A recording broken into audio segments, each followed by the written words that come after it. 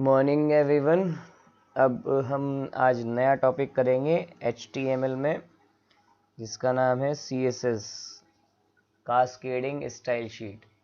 इसके यूज़ से हम HTML की कोडिंग को कुछ नए फॉर्मेट में यूज़ कर सकते हैं, जिसे हम एडवांस HTML भी कहते हैं। तो उसको समझने के लिए पहले हमें HTML की एक डिफ़ॉल्ट कोडिंग बनानी है। तो ये मैंने एक नोटपैड ऑन कर लिया है और इसमें मैं HTML की कोडिंग बना रहा हूँ। तो HTML देन आपका हेड के अंदर आपका टाइटल फिर आपका close, then head close, then body start,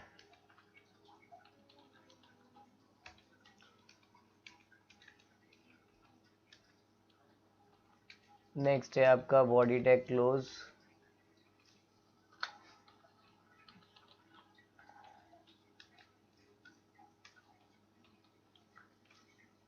then HTML close.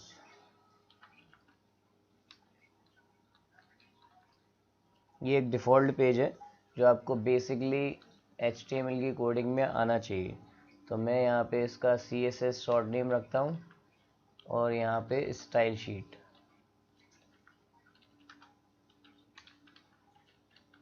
ठीक है, अभी मैं इसको ऐसे ही सेव करा रहा हूँ। इसको मैंने सेव कराया आपका वेबसाइट के नाम से, website.html। ठीक है, और इसको मैं पेज को मैं डेस्कटॉप पे ही सेव करा रहा हूँ। डेस्कटॉप पे ही आपको पेज मिलेगा। इसके बाद इसी जगह पे मैं एक नया पेज ले रहा हूँ और उस पेज में मैं बना रहा हूँ आपकी CSS की कोडिंग। तो CSS की कोडिंग के लिए मैंने पहले H1 एक टैग लिया और H1 में मैंने करली ब्रैकेट में उसके एट्रीब्यूट दिए कि मुझे इसमें कलर चाहिए,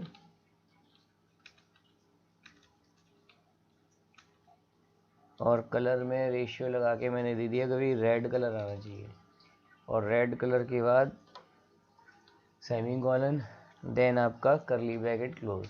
एक पैराग्राफ टैग लिया है मैंने और पैराग्राफ टैग में मैंने आपका यहाँ पे कलर दिया हुआ है और कलर में यहाँ पे कॉलन लगा के मैंने दिया है येलो कलर, और येलो के बाद फिर सेमीकोलन से ये आपका कंप्लीट कर दिया। अब इस फाइल को जब मैं सेव करूँगा तो इसे मैं simple.css के नाम से ये भी डेस्कटॉप पे ही सेव कर रहा हूँ। ठीक है, डेस्कटॉप पे ये भी फाइल सेव है, दोनों फाइलें ये मेरी सेव हो गई। आफ्टर दैट अब जब ये जो फाइल है आपकी पुरानी वाली HTML वाली,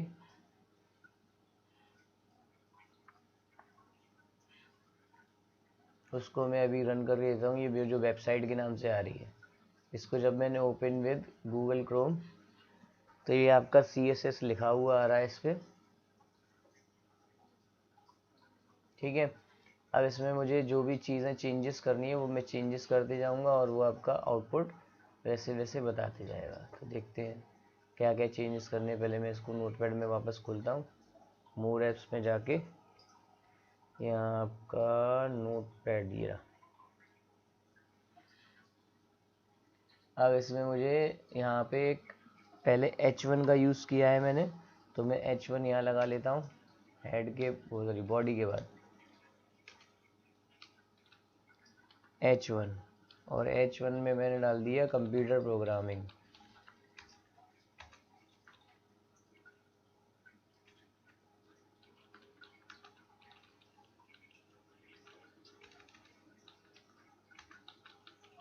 ठीक है, और H1 फिर मैं क्लोज कर रहा हूँ। तो H1 जो है आपका अभी यहाँ पे देखिए जो सेव है, और मैं इसको विंडो टैप करके दिखा रहा हूँ।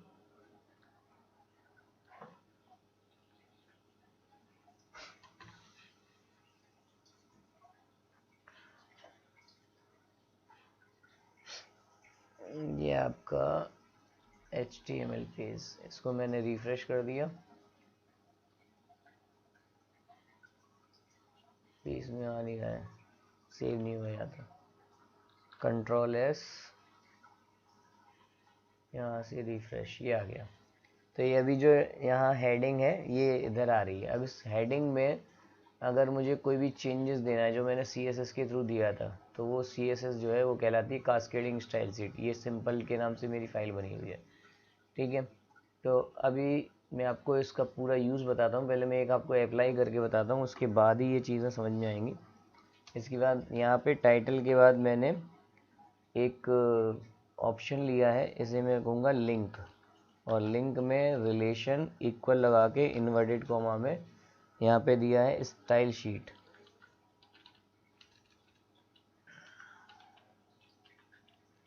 और style sheet inverted comma close, then HREF equal लगा के इन्वर्टेड कॉमा में यहाँ पे मैंने लिखा है उस फाइल का नाम जो मैंने उससे अटैच करानी है, simple.css।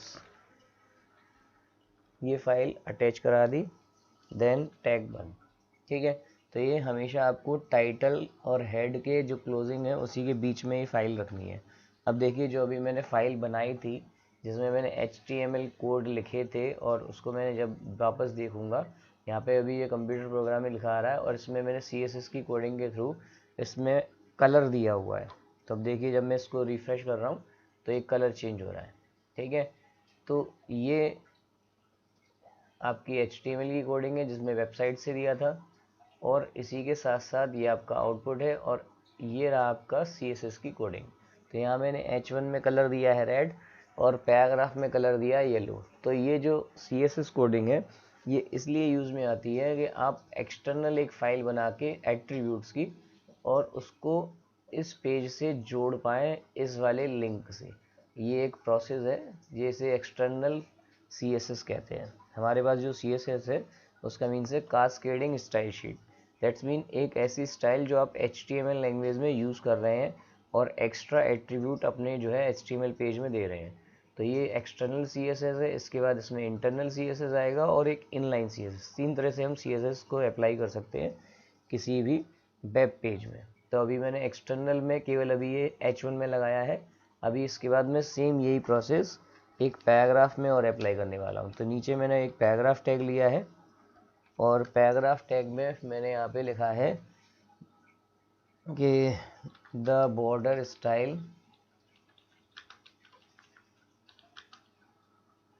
Property sets the style of N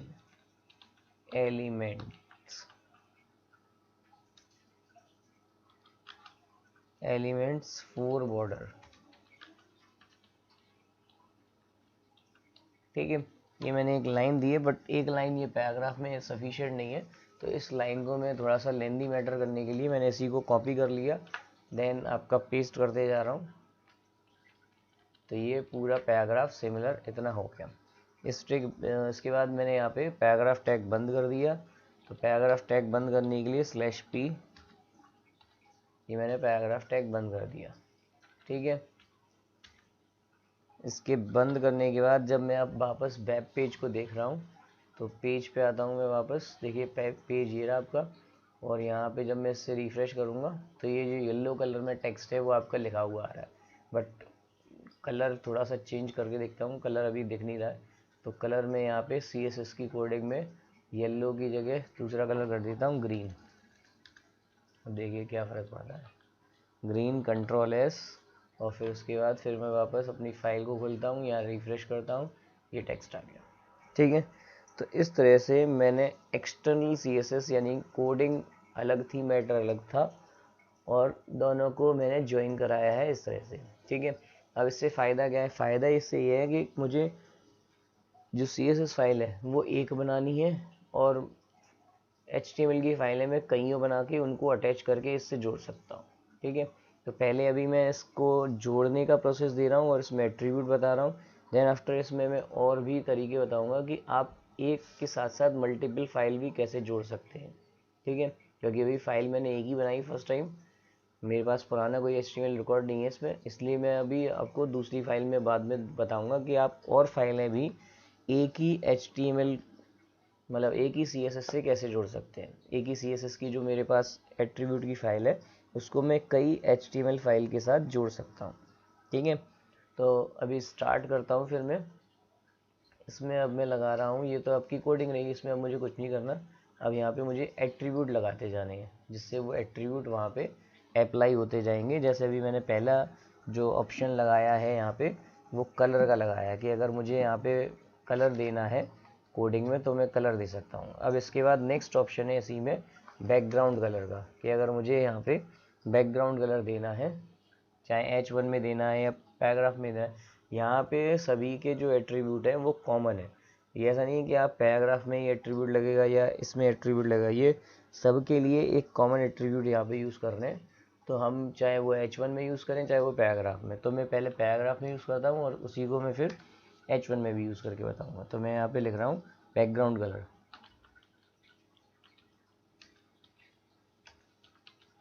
background और डैश लगा के कलर और कॉलन लगा के यहाँ पे आपका बैकग्राउंड कलर में यहाँ पे रेशियो लगाने की ज़रूरत नहीं है, मतलब सॉरी इन्वर्टेड कॉमा लगाने की ज़रूरत नहीं है। आप यहाँ पे डायरेक्ट कलर कोई भी अप्लाई कर सकते हैं। जैसे मुझे कलर चाहिए पिंक, ठीक है, और फिर कॉलन लगा दिया, देन आफ्टर कंट्रोल एस। और फिर अब मैं वापस अपनी फ़ाइल को देखूँगा।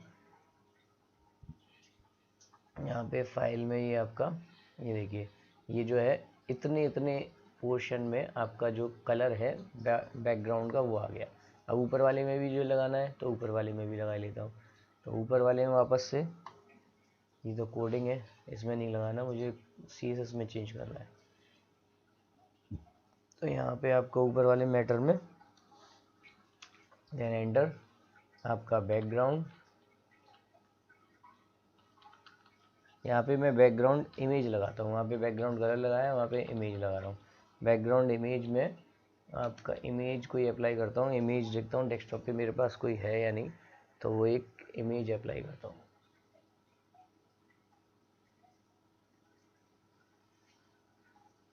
इमेज इमेज इमेज,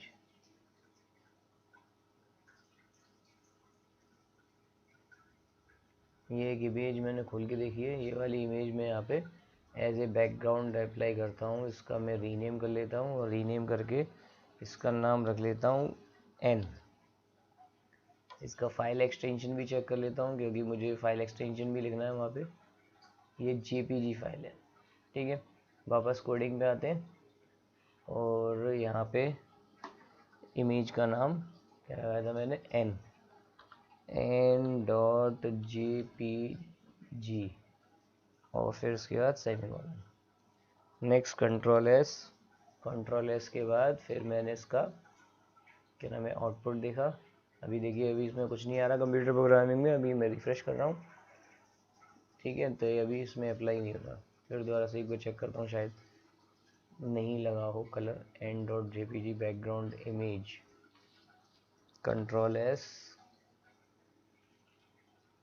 रिफ्रेश, नहीं लग रहा इसमें।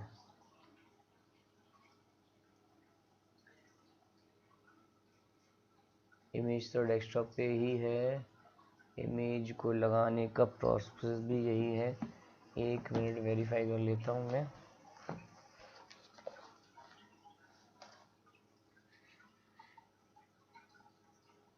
टाइप से बैकग्राउंड में मैंने ये इमेज लगाई है, ऊपर लगाई है n.jpg और नीचे लगाई है बैकग्राउंड इमेज r.jpg। ये मेरी r के नाम से इमेज है और ये मेरी इसमें यहाँ पे n के नाम से इमेज है। ये दोनों में अप्लाई कर रहा हूँ। तो देखिए, अप्लाई करने से पहले मैंने यहाँ पे सेव करना पड़ेगा। कंट्रोल एस से मैंने सेव कर लिया, देन आफ्टर यहाँ पे अप्लाई कर रहा हूँ, तो ये ऊपर वाले में अप्लाई हो गई, आ गई इमेज, ठीक है। इस टाइप से आप इमेज अप्लाई कर सकते हैं। यहाँ पे बैकग्राउंड में बैकग्राउंड इमेज लगानी है और यहाँ JPG लगाना है। कंट्रोल एस और फिर आपका रिफ्रेश, ये आ गई। ये ऊपर वाले में जो टेक्स्ट लिखा था उसके पीछे बैकग्राउंड में, और ये नीचे वाले में, ठीक है। तो इस तरह से आप बैकग्राउंड में इमेज लगा सकते हैं। बैकग्राउंड में इमेज लगाने के साथ साथ और भी एट्रीब्यूट हैं, एक एक करके हम सारे एट्रीब्यूट्स क्लियर करते चले जाते हैं, ठीक है। ये सारे एट्रीब्यूट आपके ज़रूरी हैं, ये आपको लगाने हैं, जिनसे आपको अलग अलग डिफरेंट चीज़ें सीखने को मिलेंगी। जैसे इसके बाद आता है हमारा पैराग्राफ में ही अगला attribute font family.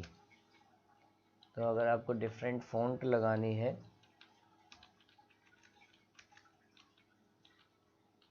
Font family में, जैसे मुझे वहाँ पे एट्रीब्यूट जाता है मेरे पास font face, font size, font colour. तो यहाँ पे जैसे मुझे फ़ॉन्ट का कोई भी दूसरा नाम लगाना है तो मैंने यहाँ पे फ़ॉन्ट का नाम लगाया है कॉमिक सेंस, कंट्रोल एस।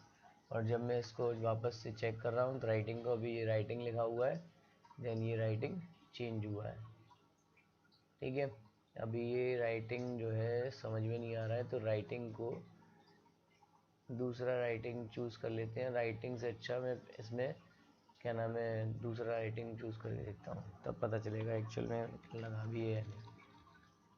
यहाँ पे मैं राइटिंग लगा लेता हूँ एरियल। ठीक है, कंट्रोल एस, फॉन्ट फैमिली में मैंने आपका ये लगाया है। देन आपका वेब पेज में आके अभी ये जो पेज है ये पहले टेक्स्ट का राइटिंग अलग था, इधर अब चेंज हो गया। ठीक है, तो इस तरह से मैं फ़ॉन्ट का राइटिंग चेंज कर सकता हूँ। देन आफ्टर फ़ॉन्ट फैमिली के बाद है अगला है फ़ॉन्ट का स्टाइल। तो फ़ॉन्ट स्टाइल, फ़ॉन्ट स्टाइल में कॉलर लगा के पहले मुझे यहाँ पे जो मेरे पास यहाँ पे ये भी साथ साथ दिखते चलिए, जैसे यहाँ पे फ़ॉन्ट फैमिली में आपके फ़ॉन्ट के नेम लिखने थे और यहाँ पे मुझे फ़ॉन्ट स्टाइल में ये 3 ऑप्शन दे रहे हैं, नॉर्मल, इटैलिक और ऑब्लिक यू। तो मैं पहले इटैलिक ऑप्शन लगा के देखता हूँ, नॉर्मल तो नॉर्मल ही है और ऑब्लिक यू भी लगा के देखता हूँ। ऑब्लिक यू से क्या होगा कि आपके स्टाइल सपोर्ट नहीं करता ज़्यादातर ब्राउज़र में, तो इसलिए ऑब्लिक यू वर्ज़न जो है हम नहीं लगाएंगे, तो हम इटैलिक ही यूज़ करते हैं। इटैलिक के बाद कॉलन, देन कंट्रोल एस, और फिर आपका वो वापस पेज देखते हैं।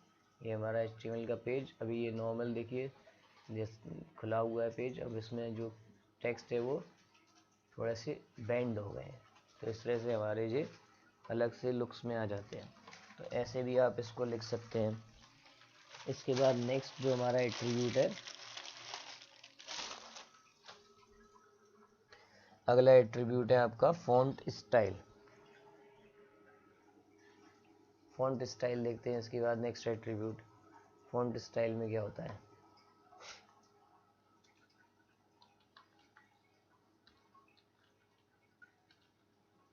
फ़ॉन्ट स्टाइल में आपके पास जो एट्रीब्यूट उन्होंने दिए हुए हैं कि आप फ़ॉन्ट में क्या क्या कर सकते हैं।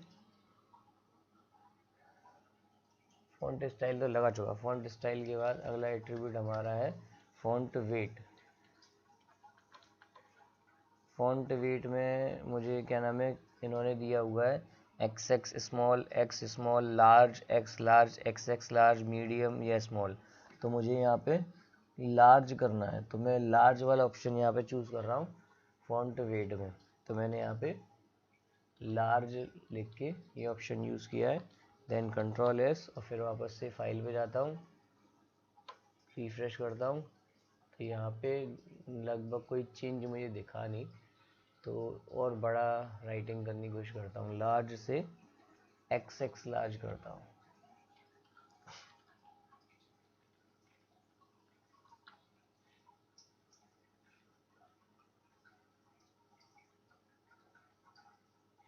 राइटिंग थोड़ा सा बड़ा हुआ है, पहले जो था आपका करली में तो कर्सिव मतलब इटैलिक में था, पर थोड़ा सा साइज में चेंजेस आया है। ठीक है, तो आपका फ़ॉन्ट वेट चेंज हो सकता है। फ़ॉन्ट वेट में आप अलग अलग या फिर इसमें और दूसरा लगा के देखते हैं, स्मॉल लगा के देखते हैं। कंट्रोल एस, देन आपका पेज हाँ छोटा हो रहा है, तो थोड़ा सा ही फ़र्क पड़ रहा है, ज़्यादा नहीं पड़ रहा, लेकिन हाँ कुछ भी है मतलब चेंज तो हो ही रहा है। या फिर अगर मुझे इसमें वैल्यू के हिसाब से देना है तो वैल्यू के हिसाब से भी दे सकता हूँ। वैल्यू में जैसे मैंने इसमें दे दिया 300,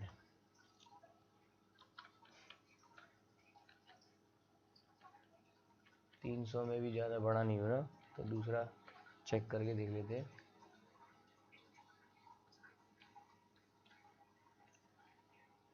थ्री 3000 कर देता हूँ तो चेंज होगा। कोई चेंज नहीं लग रहा।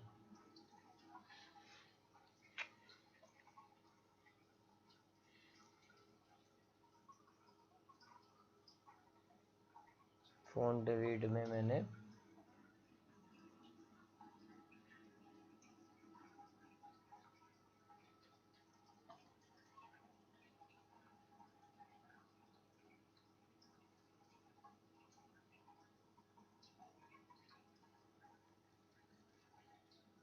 जो फ़ॉन्ट के वेट हैं वो अलग अलग ऐसे हो सकते हैं। फ़ॉन्ट का वेट है आपका, बोल्डर कर सकता हूँ, तो बोल्डर अगर करके देखता हूँ, बोल्डर से ये आपका अलग से फ़ॉन्ट का क्या होता है अप्लाई, ये थोड़ा सा मोटा हो गया राइटिंग, ठीक है। तो इस तरह से मैं बोल्डर, ये राइटिंग है। अगला है इसके बाद फ़ॉन्ट का फ़ॉन्ट साइज़।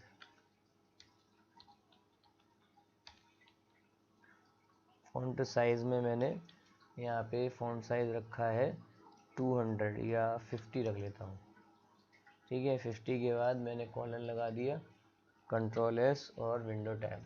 देखिए 50 से ये राइटिंग ये इस साइज़ में आ जाएगा। अगर मुझे राइटिंग थोड़ा छोटा करना है तो मैं इसको 50 से 20 में कर लेता हूँ, कंट्रोल एस और विंडो टैब, ठीक है। तो इस साइज से मैं फ़ॉन्ट का साइज़ चेंज कर सकता हूँ। अगला जो एट्रीब्यूट है फ़ॉन्ट साइज़ के बाद है वो है आपका फ़ॉन्ट वेरिएंट। तो फ़ॉन्ट वेरिएंट देखते हैं क्या है। फ़ॉन्ट वेरिएंट अगला एट्रीब्यूट लगाने, ये जो एट्रीब्यूट है मैं उसमें ऊपर वाले में भी लगा सकता हूँ, ऊपर वाले में लगाता हूँ, बाकी के एट्रीब्यूट मैं उसमें लगा लेता हूँ H1 में। तो मैं यहाँ लगा रहा हूँ फ़ॉन्ट वेरिएंट। फ़ॉन्ट वेरिएंट अगर मैं लगा रहा हूँ तो फ़ॉन्ट वेरिएंट में यहाँ पे मेरे पास या तो स्मॉल कैप्स, नॉर्मल, या आपके ये दो ही ऑप्शन है, 2 वेरिएंट में आता है। तो मैं स्मॉल कैप्स कर लेता हूँ,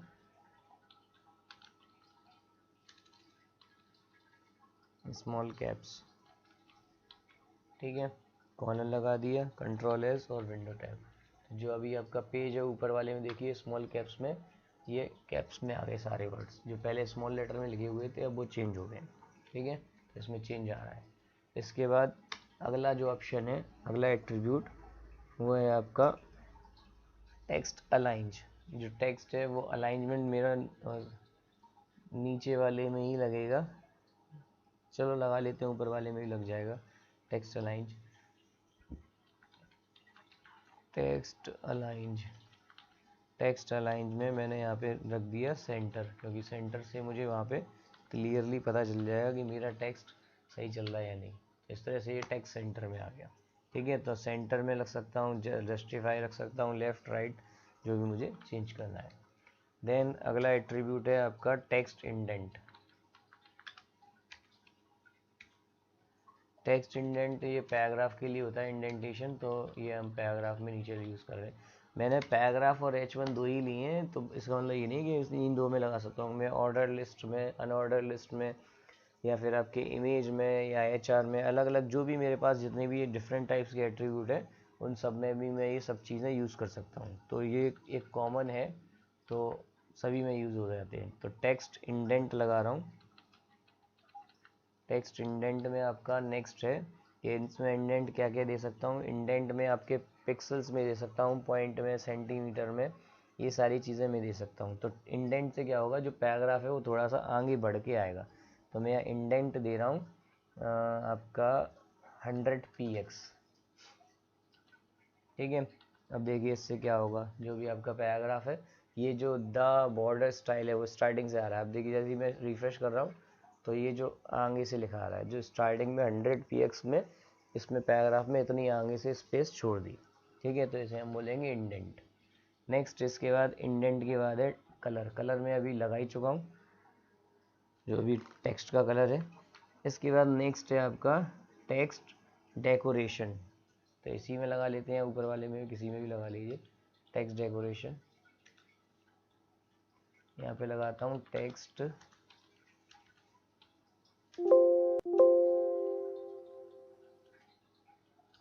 डेकोरेशन।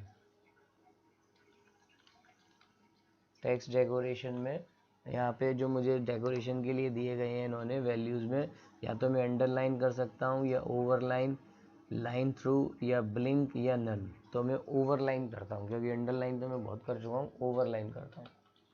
ओवरलाइन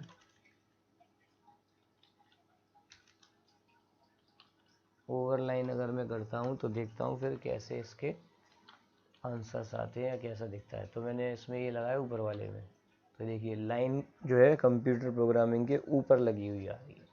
ठीक है, तो इस तरह से ये आपका ओवरलाइन वर्क कर रहा है। नेक्स्ट है ओवरलाइन के बाद टेक्स्ट ट्रांसफॉर्म। टेक्स्ट को ट्रांसफर करना है, सारे वर्ड कैपिटल में आए, सारे स्मॉल में आए। तो ये टेक्स्ट ट्रांसफॉर्म जो है, जो आपका इधर हमने फॉन्ट वेरिएंट पढ़ा था उसके सिमिलर ही है, लेकिन यहाँ पे अब मैं इसको अपर केस और लोअर केस में भी रख सकता हूँ।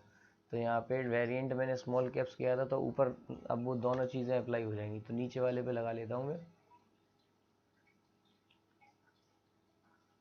पैराग्राफ में।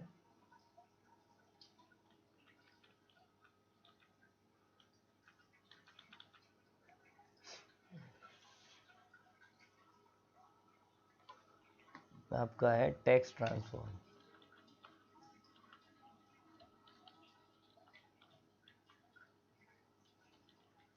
टेक्स्ट ट्रांसफॉर्म में मैंने यहाँ पे लगाया हुआ है आपका कि भाई अपर केस में लिख जाए।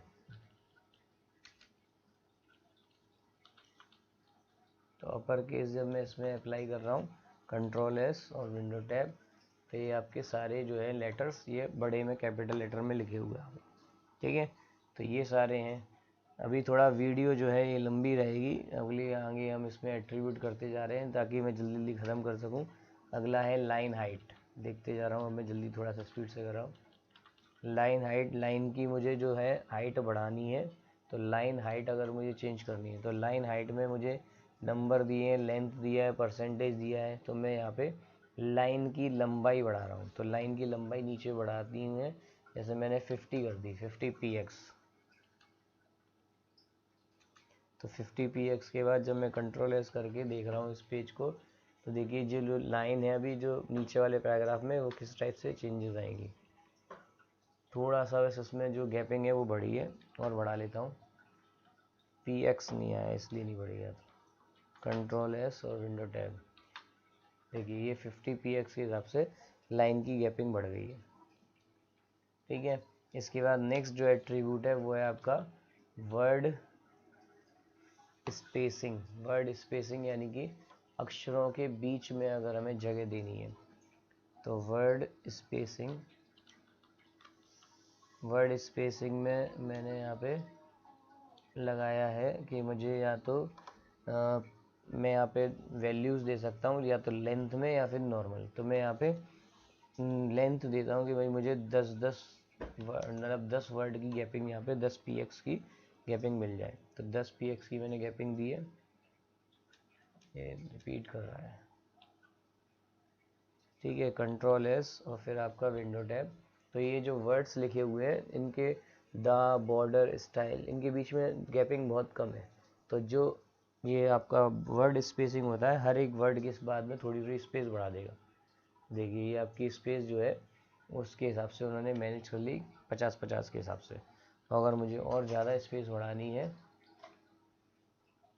जैसे मैं 100 px कर देता हूँ, तो कंट्रोल एस के बाद विंडो से ये चेंज नहीं हो रहा है इसमें वर्ड स्पेसिंग।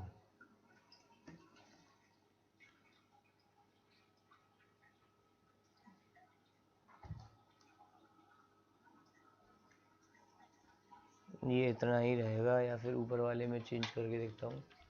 वैसे चेंज होना चाहिए लेकिन ये चेंज नहीं हो रहा है वर्ड स्पेसिंग।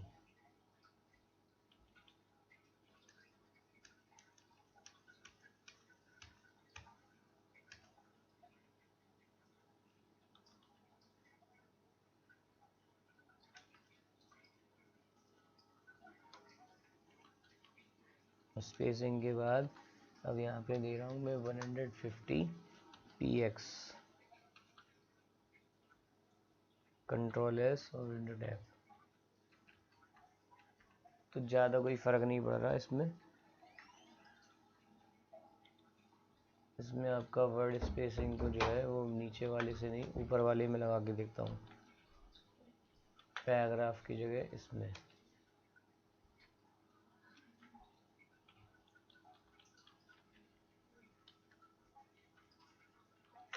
ज़्यादा कोई फ़र्क नहीं पड़ रहा। इसको मैं और बढ़ा लेता हूँ, 1500 कर लेता हूँ।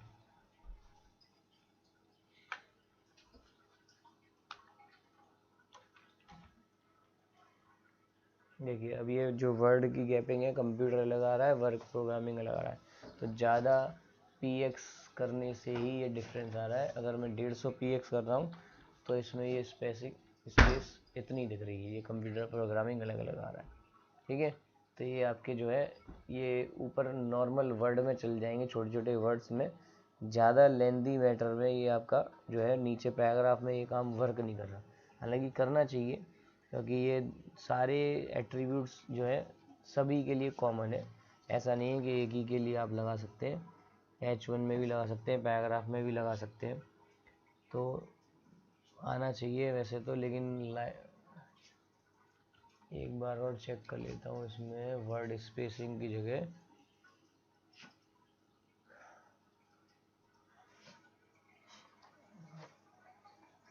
लेटर स्पेसिंग भी यूज़ कर लेते हैं। अगर वर्ड स्पेसिंग नहीं यूज़ हो रहा है तो कहीं कहीं पे लेटर स्पेसिंग भी मान लेता है। तो यहाँ पे अगर या तो नीचे लेटर स्पेसिंग माने,